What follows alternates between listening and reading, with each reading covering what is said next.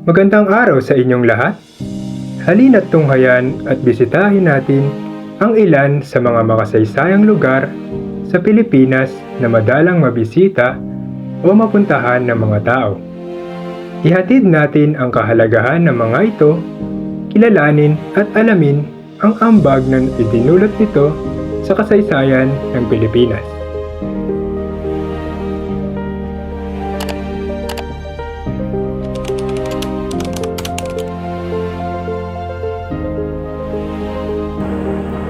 Ang labanan sa Imus. Naganap ang labanan sa Imus noong ika-Setyembre 3 hanggang 5, 1876, ang unang labanan ng himagsikan sa lalawigan ng Cavite at isa sa pinakamalaki sa digmaan. Ang labanang ito ay sa pagitan ng pamahalaang kolonyal ng Espanyol at mga revolusyonaryong Pilipino. Nagsimula ito ng sinalakay ng puwersa nina General Emilio Aguinaldo at Coronel Jose Tagle, ang mga prayle at gwardya sibil na nanganlong sa Casa Hacienda noong ika-1 ng Setyembre 1876. Samantalang nakikipaglaban sa Bacoor si General Aguinaldo at ang kanyang mga tauhan, muling sinalakay ng mga revolusyonaryong pinamumunuan ni Coronel Tagle ang Casa Hacienda noong ika-2 ng Setyembre 1876. Nagapi ang karagdagang puwersang Espanyol na pinamumunuan ni General Ernesto D. Aguirre noong ika-3 ng Setyembre 1876. Sa labanang ito nahulog ang sable de mando ni General D. Aguirre na nakuha ng mga revolusyonaryo. Nagsilbing inspirasyon ang tagumpay na ito sa mga revolusyonaryo sa pakikipaglaban para sa kalayaan. Nagtapos din ang labanang ito sa Tulay Isabel noong ika-3 ng Setyembre. Ang katapangan na ipinamalas ni Coronel Tagle ay isa sa mga naging susi para tuluyang magapi ng himagsikan na pinamumunuan ni General Emilio Aguinaldo. Ang puwersa ni General Ernesto D. Aguirre. Ang lugar na ito ay makikita ngayon sa Barangay Poblasyon, Imus, Cavite. Hindi siya lubos na kilala o pinupuntahan, ngunit isa ito sa makasaysayang lugar.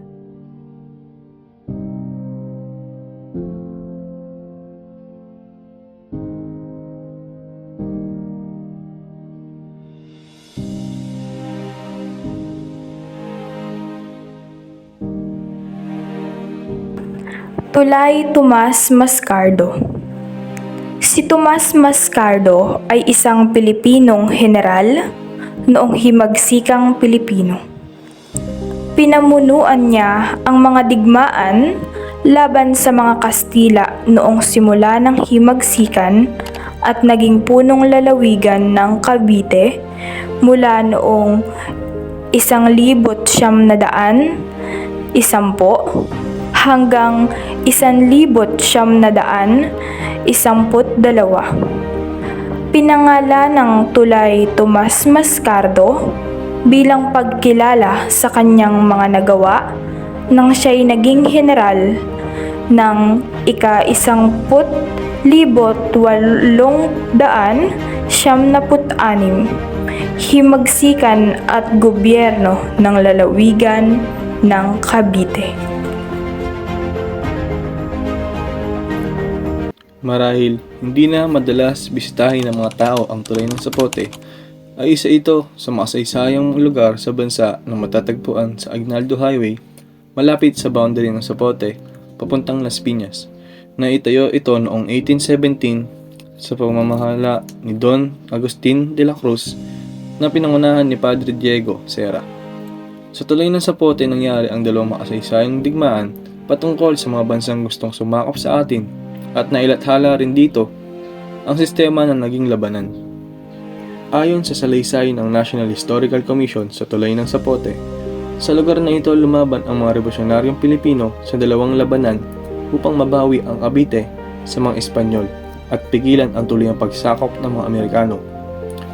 Unang labanan sa pangunguna ni General Emilio Aguinaldo laban sa mga Espanyol noong Pebrero 17, 1897 na pinagwagian ng mga Pilipino, ngunit ikinasawi ni General Adalberto Evangelista.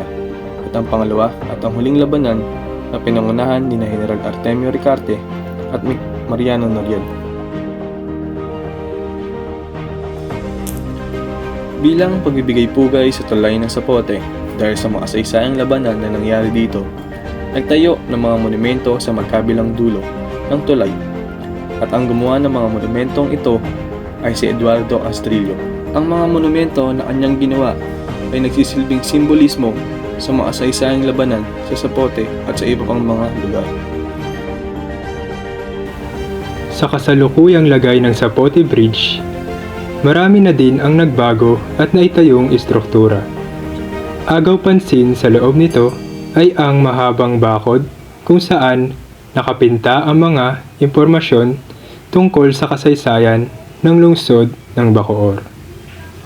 Dito, makikita na ang dating pangalan ng Bacoor ay Gargano noong panahon ng Himagsikan at naging Bacol noong nanalo ang mga Kastila bago naging Bacood at hanggang sa naging Bacoor.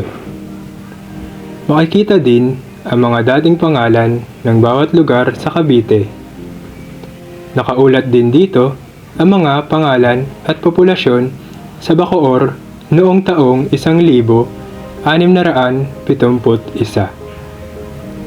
Isa na rin ay ang unang labanan sa Zapote Bridge na naganap noong 17 ng Pebrero taong 1897. Naipakilala din dito ang mga naging mayor sa Bacoor mula nakaraan hanggang kasalukuyan at ang mga ilang bayani na limot na at hindi na masyadong kilala.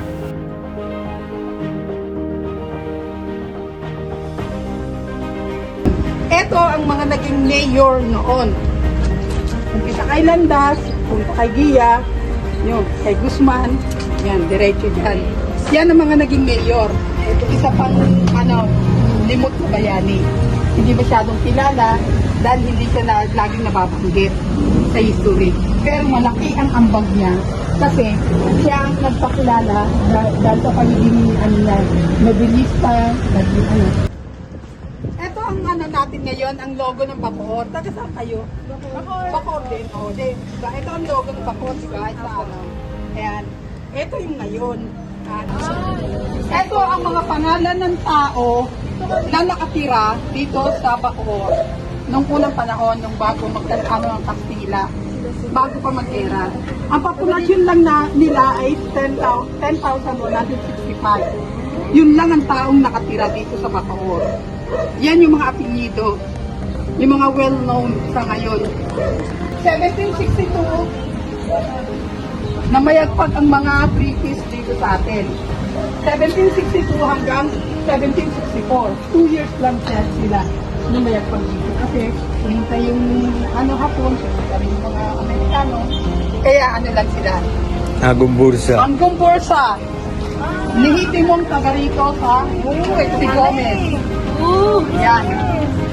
Taga rito talaga kasi ang mother niya taga Bacoor. Noong nabuhay siya ng 1824 hanggang 1872. Bata pa sila namatay kasi nagan sa Himagsikan.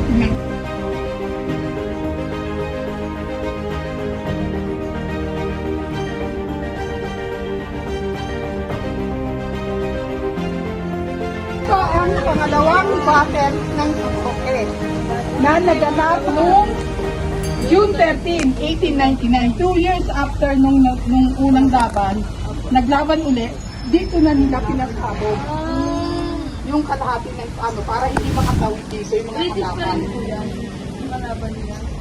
ang halo na. Kasi kasi matatalo ng mga British ng mga Kastila ng mga nila.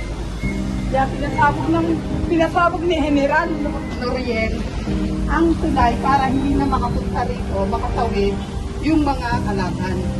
Ibig sabihin, hanggang doon lang sila sa Maynila, hindi na tatawid ng Cavite. Yan. Si Mariano Noriel. Yan, hindi kilalang bayani yan. Yan ay iilan lamang sa mga nakaulat patungkol sa kasaysayan ng Bacoor. Marahil karamihan sa atin ay walang interes malaman ang mga ito, nagbunga pa din ito ng malaking pagbabago sa bansa. Sa kabila ng mga pangyayari sa tulay ng Zapote, nakakatuwa na nananatili pa din ang kasaysayan kahit na napakadami ng pagbabago sa mga lugar at establishmento nito, bagamat madalang lamang ito mabisita ng mga tao.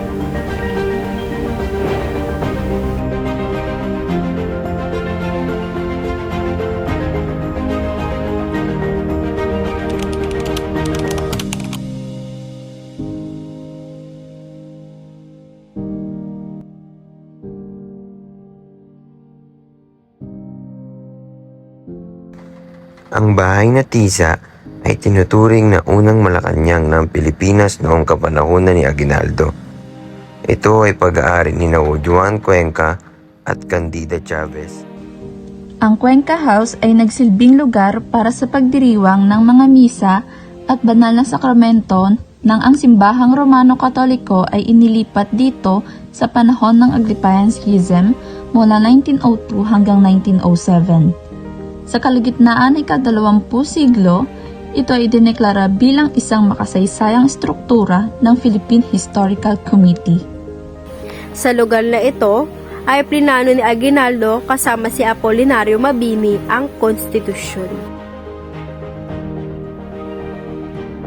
Binisita din namin ang Plaza de Padre Mariano A. Gomez na pinatayo noong ika-8 ng Mayo 1923. Si Mariano Gomez de Los Angeles ay isang paring Katolikong Pilipino na itinalaga bilang isang punong pari ng Bacoor, Cavite. Ang katabi naman nito ay ang simbahang Saint Michael the Archangel na pinatayo noong 1752. Ang orihinal na simbahan ng parokya nito ay ginawa mula sa kawayan, dayami at dahon ng nipa. Ngunit noong ika-18 ng Enero 1772,